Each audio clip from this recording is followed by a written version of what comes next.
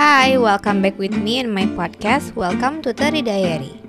Kamu bisa juga kirim cerita kamu ke Teri Diary lewat email rintikseduid@gmail.com. Hai Paus, hello. Oh, I'm so happy to see you again on my screen. You're so lovable and I'm so glad that you picked this story to be listened by all the Teri. Oh, terima kasih kembali. So, Paus, I'm not over him, but I'm over it. Kamu tahu apa bagian terburuk dari menghabiskan 8 jam di kantor setiap harinya? Bukan deadline yang menumpuk, juga bukan karena sederet work issue yang harus diselesaikan. Tapi, di antara puluhan manusia yang sibuk menatap layar komputer dan tenggelam dalam tumpukan pekerjaan itu, di bawah cahaya lampu kantor yang terang, di tengah ruangan yang luas itu, ada dia. Dari bisingnya suara ketik, irama lembaran kertas yang terus dibuka, gema dari setiap sudut ruangan yang memantulkan hasil diskusi, gaduhnya suara langkah kaki, derit kursi yang digeser, pintu yang terus terbuka tutup, suara panggilan nama yang diiringi tugas-tugas berkelanjutan, suara keluhan, dan gelak tawa yang paling bersahutan itu tidak cukup untuk menandingi kebisingan dari keheningan antara aku dan dia. Kami terlalu hening untuk dua orang yang saling menyukai. Tanpa satu patah kata pun yang diucapkan, kami berubah. Dari dua orang yang setiap paginya selalu menghabiskan perjalanan menuju kantor bersama, sambil bercengkrama riang, saling menautkan jemari bergandengan tangan, bersanda gurau, bercerita banyak hal, saling mengungkapkan rasa ketertarikan satu sama lain, itu berubah menjadi dua orang yang saling menghindari agar pagi berikutnya tidak bertemu. Setiap melewati meja kerjanya, aku ingat betul bagaimana dulu dia sering bersuara menyapaku setiap kali aku melintas. Memanggil namaku tanpa alasan, melemparkan lelucon, bertanya hal-hal sepele seperti mau kemana, ngerjain apa, mau makan di mana, lembur nggak, pulang jam berapa, atau membisikkan kalimat, semangat ya hari ini, sambil tersenyum riang. Tapi kini, seolah dia lupa caranya bicara padaku, dia menjelma manusia yang kehilangan kata.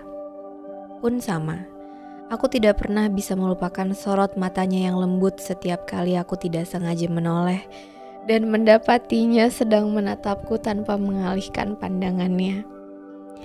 Tapi kini, seolah dia lupa caranya menatapku, dia menjelma manusia yang kehilangan arah pandangnya. Dia tidak lagi melihatku. Seandainya dulu dia bisa lebih tegas dalam memilih dan menghilangkan distraksi di sekelilingnya, mungkin kami tidak akan serumit ini dalam urusan lupa dan melupakan. Seandainya sejak awal dia lebih tegas memilih perempuan itu dan tidak mendekatiku, atau lebih tegas memilihku dan meninggalkan perempuan itu, mungkin aku tidak akan kewalahan menjalani hari berusaha menyadarkan diri agar tidak kehilangan harga diri seperti ini. Karena sungguh, rasanya hampir gila harus menahan diri untuk tidak lagi berlari ke arahnya. Dan begitulah akhirnya, aku memilih pergi ketika dia lebih memilih perempuan itu.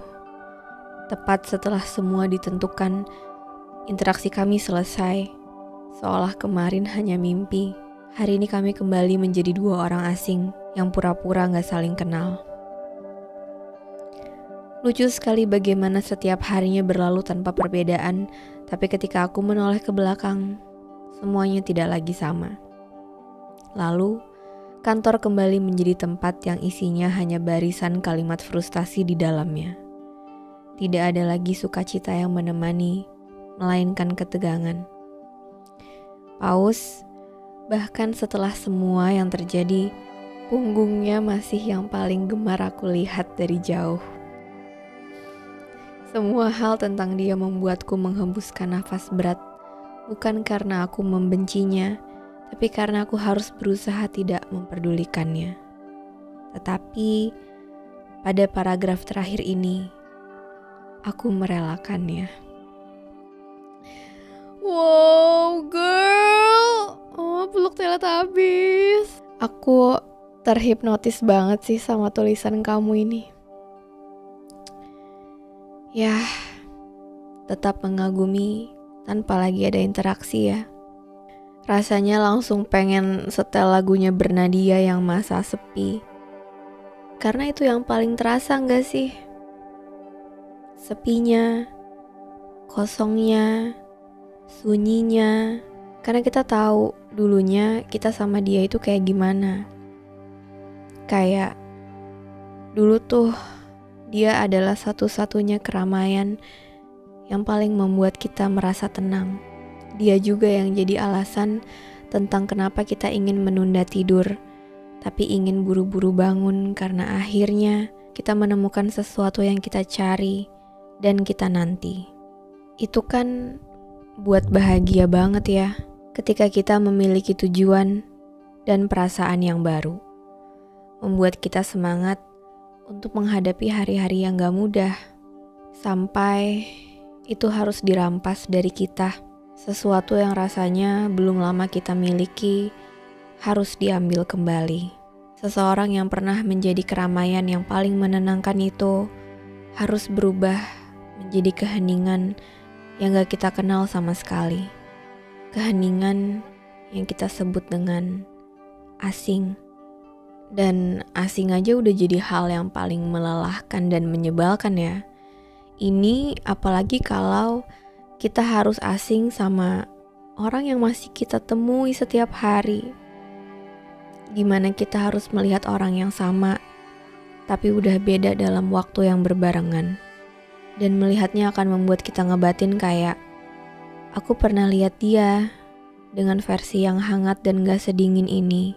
Aku pernah tahu dia yang dekat sebelum jadi senggak kenal ini. Menarik ya, gimana bisa seseorang yang pernah sangat aku tahu berubah menjadi orang yang begitu jauh dari jangkauanku. Dan menurut aku, satu hal yang lebih menyakitkan dari asing itu adalah untuk menerima kenyataan kalau kita bukan orangnya lagi, kita bukan tokoh utama itu. Tapi balik lagi, dia bisa gak ada kita. Dia udah bahagia sama orang lain. Dia gak apa-apa gak ada kita di hidupnya. Jadi, kita bisa apa selain merelakannya? Cuma itu kan pilihan yang kita punya.